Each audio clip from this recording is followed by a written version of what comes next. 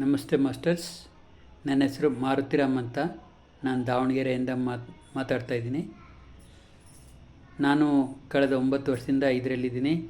ಈಗ 69 ದಿವಸ ಸತತವಾಗಿ ಈ ಒಂದು YYC ಚಾಲೆಂಜ್ 2ನಲ್ಲಿ ಭಾಗವಹಿಸಿದ ಮೇಲೆ ನನಗೆ ಓದುವ ಅಭ್ಯಾಸ ಕಡಿಮೆ ಇತ್ತು.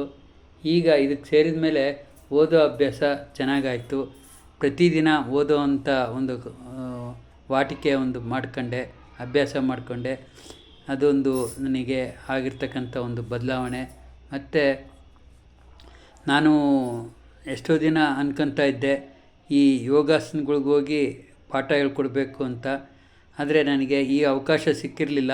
ಇಲ್ಲಿ ಜಾಯಿನ್ ಆದಮೇಲೆ ನನಗೆ ಒಂದು ಅವಕಾಶ ಸಾಯಿಬಾಬಾ ಶ್ರೀ ಸತ್ಯಸಾಯಿ ಯೋಗ ಕೇಂದ್ರಕ್ಕೆ ಹೋಗಿ ಧ್ಯಾನವನ್ನು ಹೇಳ್ಕೊಡ್ತಾಯಿದ್ದೀನಿ. ಹಾಗೆಯೇ ಅಮೃತಮಯಿ ವಿದ್ಯಾಲಯದಲ್ಲಿ ಹೋಗಿ ಸಹ ಧ್ಯಾನವನ್ನು ಹೇಳ್ಕೊಡುವಂಥ ಒಂದು ಅವಕಾಶ ನನಗೆ ಸಿಕ್ಕಿದೆ. ಅದು ಕೂಡ ಹೇಳ್ಕೊಡ್ತಾಯಿದ್ದೀನಿ. ಈ ರೀತಿ ಧ್ಯಾನ ಪ್ರಚಾರಕ್ಕೆ ನನಗೆ ಪ್ರೇರಣೆ ಸಿಕ್ತು. ಹಾಗೆ ನನ್ನ ಧ್ಯಾನದಲ್ಲಿ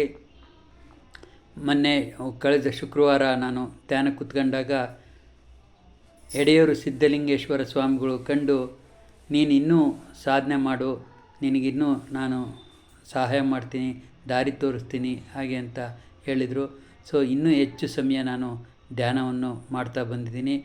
ಅದಲ್ಲದೆ ಇನ್ನೂ ಏನಾಗಿದೆ ಅಂದರೆ, ನನಗೆ ಈ ಒಂದು YYC 2 ಚಾಲೆಂಜ್ ತಗೊಂಡ ಒಂದು ವಾರಕ್ಕೆ ನನಗೆ ನಿದ್ದೆ ಕಡಿಮೆ ಆಯಿತು. ಧ್ಯಾನದಲ್ಲೇ ರಾತ್ರಿಯೆಲ್ಲ ಧ್ಯಾನಕ್ಕೆ ಕೂತ್ಕೊಳ್ತಾ ಇದ್ದೀನಿ.